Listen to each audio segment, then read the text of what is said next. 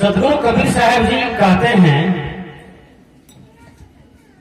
यह शरीर भी एक दिन बेकार हो जाता है। कब बेकार होता है मैं थोड़ा सा दर्शा देता हूं। जब शरीर बूढ़ा हो जाता है ना तब बेकार लगने लगता है, अपना ही शरीर बेकार लगने लगता है। कैसे? बिना पूछे नाक से नेका गिरेगा और आपको पता नहीं चलेगा कि मेरे दोनों नाक में नेका भरा हुआ है। वो आपको दिखाई पड़ेगा जिसके शरीर में ताकत है, बल है, जिसका दृष्टि बिल्कुल अच्छा है। हेलो। जब शरीर बूढ़ा हो जाता है बिन पूछे मुंह से थूक गिर जाता है, लेर बहने लगता है। एक बूढ़ा बाबा को हम देखे सो करके जगा ना तो उसका गंजी भिजा हुआ था। मैंने कहा ये कैसे भिज गया बाबा? कहा लेर चू गया। लेर से तकिया भी भीग जाता था और गंजी भी भीग जाता था। विचार कीजिए, यह शरीर तब बेकार होता है जब आप बूढ़े हो जाते हैं। जब आप ट्यूबवेल के पास जाते हैं पानी लेने के लिए, पानी भी भरते हैं, कमंडल में पानी भी नहीं आ पाता है, एक गिलास को भी आप नहीं भर पाते हैं, उस समय आपको अपना शरीर ही बोझ बुझाएगा। और मैं पराया बूढ़ा बूढ़ी से सुनता हूं कि हे भगवान हमको एक बीत जगह दे दीजिए, अब यह दुनिया से ले चलिए। क्यों? क्योंकि यह संसार में बहुत दिन रहे, अब शरीर भारी हो गया, पूरा शरीर पानी पानी हो गया। अब अपना ही शरीर में अनेक प्रकार की व्याध दुख रोग आ गया। हे भगवान अब सहन नहीं कर पाते हैं, इसलिए हे परमात्मा अब इनसे मुझे मुक्त करो। इसलिए गुरुवर कबीर कहते हैं तोरा सुंदर देहिया बेकार है कहो, जादिन ससुरा से डोलिया कहा रहता हो। आप सुने होंगे कि मनुष्य का जब मृत्यु आती है तो इसको यमराज लेने के लिए आता है। सुने होंगे? वास्तविक में यमराज क्या है? कोई यमराज ऊपर में बैठा हुआ नहीं है जो इनको लेने आएगा।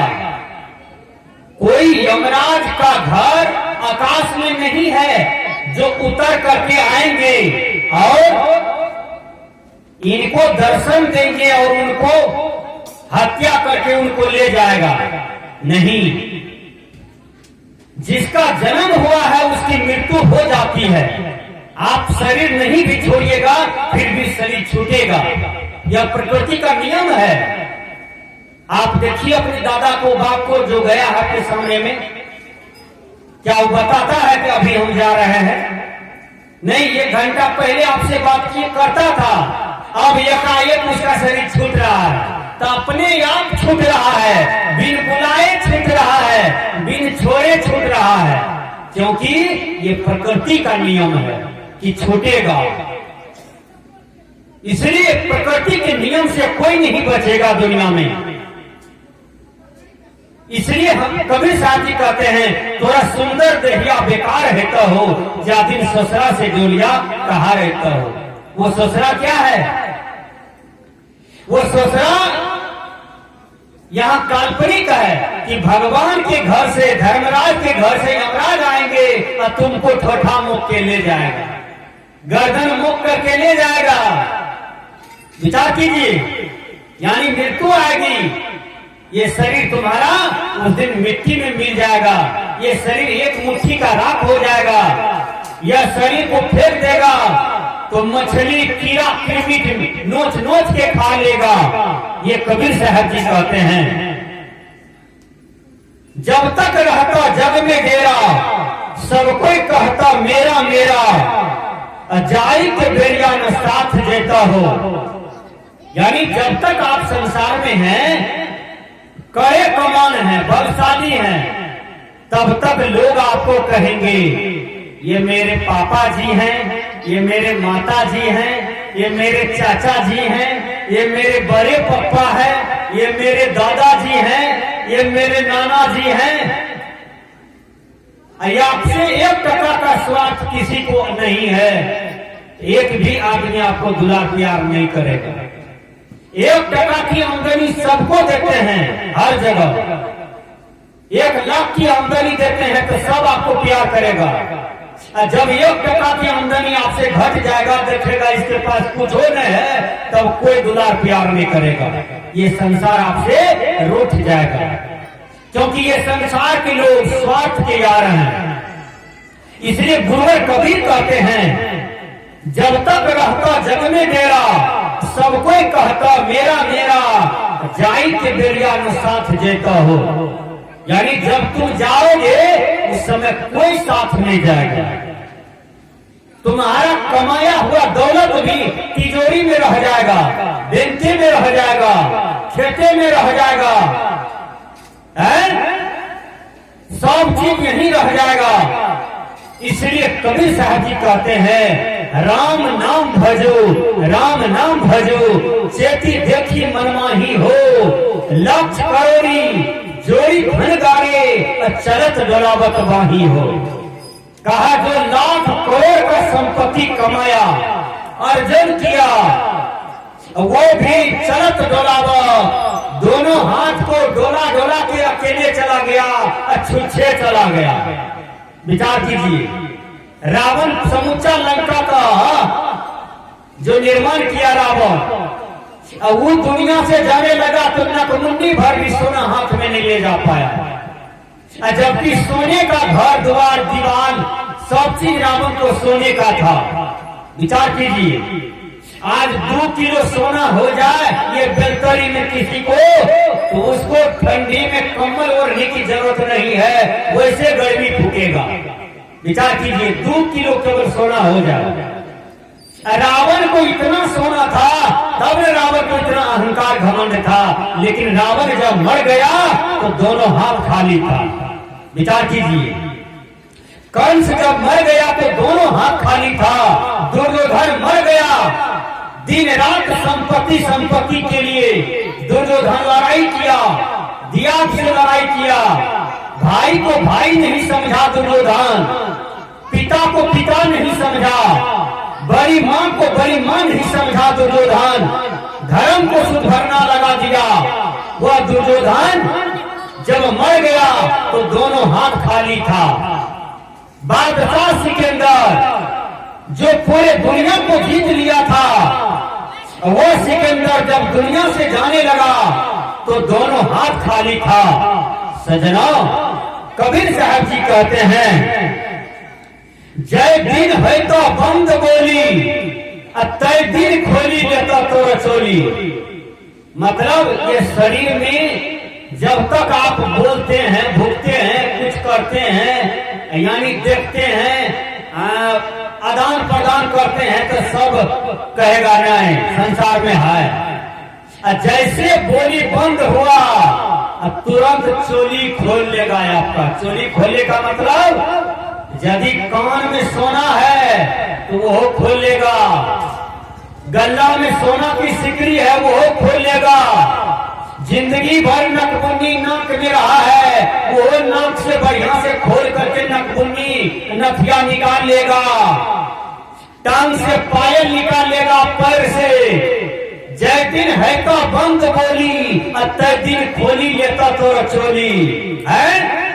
सब चोली आपका उतार लेगा, या आपको सादा कपड़ा पहना करके विदाई कर देगा। उस दिन 10,000 की साड़ी आपको नहीं देगा। 10,000 का साड़ी कब देगा?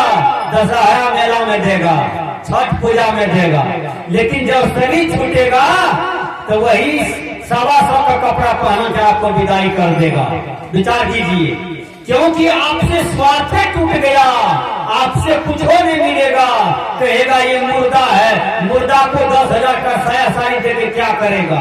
125 का 150 का दे दो है। तो ये संसार स्वार्थ के यार हैं। बंदी छोड़ कबीर कहते हैं, जब तक रहता जग में मेरा, सबको कहता मेरा मेरा, जाई के बेड़िया में साथ देता हो, उस दिन अकेले चले जाओगे। कितनों को होके बेटा चलो साथ में, बेटा भागेगा, होगा तू तो मरबे करे था, हमरा कभी मारबा है। कन्या को कहिए साथ में जाने के लिए कि हम मर रहे हैं, तुम भी मरो, नहरा भाग जाएगी, कहेगा ना मरे छे हमें कहने मरबे, विचार करियो, वो नहीं मरेगी है।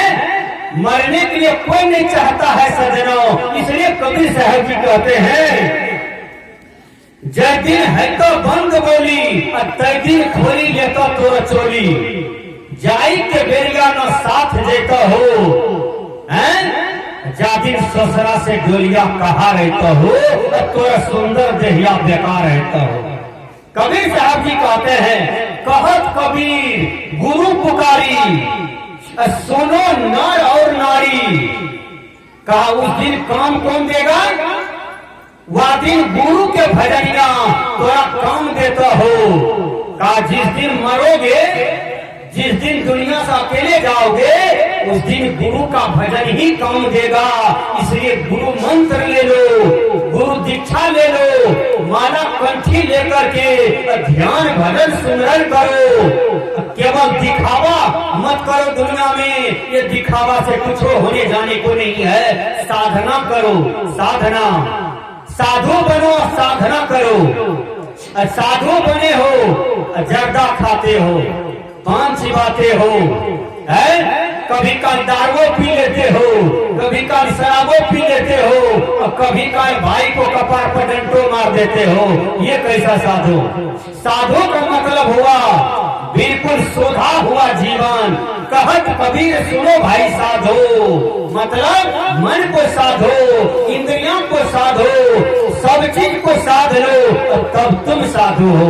वैसे साधु नहीं होता है गेरवा कपड़ा पहनो धाय धाय, उजला कपड़ा पहनो धाय धाय, हैं तुरंत साधु बन जाओ। रावण 1 घंटा के लिए साधु बना। देखिए रावण सीता को अपहरण कर लिया और उसके बाद साधु वाला कपड़ा फेंक दिया, फिर ये अपना कपड़ा पहन लिया। 1 घंटा के लिए बाबा जी बना, लेकिन अपना काम कर लिया। उसी प्रकार राम रहीम कुछ दिन के लिए साधु वाला कपड़ा पहन के साधु समाज को गंदा कर दिया। आसाराम बापू साधु वाला कपड़ा पहन के साधु समाज को गंदा कर दिया, लेकिन साधु समाज कभी गंदा नहीं होगा। साधु समाज पवित्र है, पवित्र था, पवित्र रहेगा, क्योंकि कबीर साहब का आशीर्वाद है, बाबा मिही का आशीर्वाद है साधु समाज पर, गुरु नानक का आशीर्वाद है। जो साधु समाज को गंदा करेगा वो खुद गंदा हो जाएगा, वो खुद दंड भोगेगा। इसलिए दरिया साहब की वाणी है, कहे दरिया नहीं बाँची हो, बिना दिए कर्मदंड, अब कहाँ भागी जीव जय हो, 7 द्वीप 9 खंड। 7 द्वीप 9 खंड में भी यदि तुम चुराओगे, यदि पाप किए हो तो भोगना ही पड़ेगा, अच्छा कर्तव्य किए हो तो भोगना ही पड़ेगा।